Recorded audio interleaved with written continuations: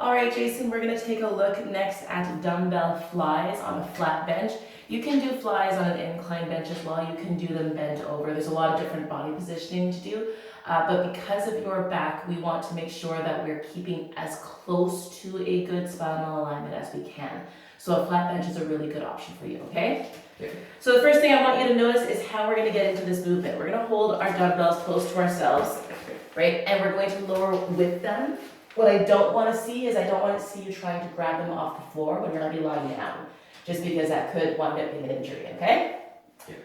Once you're here, you're going to lift them kind of straight up, and you're going to flex your elbows just a little bit of bend there, but they're really nice and strongly steady like that, okay? So you're not going to lock them straight, but you are going to make sure they don't move. Same thing for your wrists. You don't want this movement coming from the wrist. The only thing that really should be moving is your shoulder. You want your head and your shoulders, your back all the way down to your bum to be on that bench again, that 5-point alignment. And we're going to make sure that our feet are glued down to the ground, right? And when we come down, we are only moving that shoulder, and we're trying to keep our two dumbbells moving at kind of the same rate throughout the entire movement. So they're parallel to each other, right? So your hands are facing, kind of your fingers are facing each other. And they're going to move in a wide arc down to about your chest line. So do you see where I'm at with this? That's your range of motion for this. You don't want to go much further than that because you could wind up injuring yourself, but you do want to make sure that you get down deep enough into the movement that you're targeting all of those muscle groups. Okay, so we'll do one more. And back up. And when you're getting up again, you can bring the dumbbells down into you, and you can raise if they're nice and light. If they're not very light from here, you can actually just drop 1 and 2 onto the ground. Right, taking them down to the ground is a lot easier than lifting them up from the ground. So as you start working with heavier weights, you want to make sure that you are exiting the position safely. Okay? Okay. All right, let's give it a try. I'll get you to sit down. Perfect.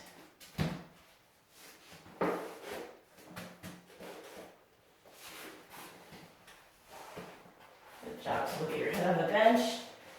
Shuffle down just a little bit. Perfect. And you've got your feet nice and even, right? Straight knees, and your shoulders, back, and buttocks are on the bench and in line as much as possible. Yes. And this is a comfortable position for you? Yep. All right, Jason. So you can keep your eyes kind of looking straight up so you're not moving that neck around too much. What we don't want to do is strain it or remove it from the bench, okay? Okay. So when you're ready,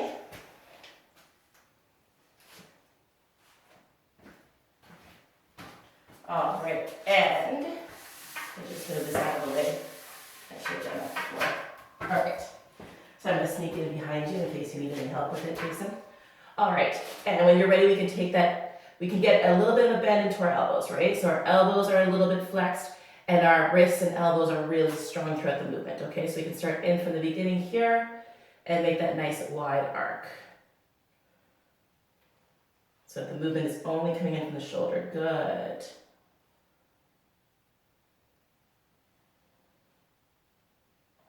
How's that feeling on your back, Jason? Good.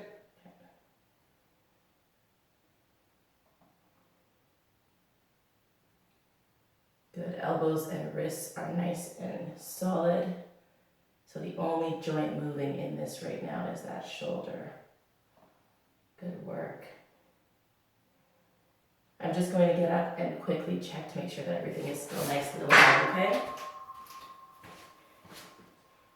You can go ahead one more.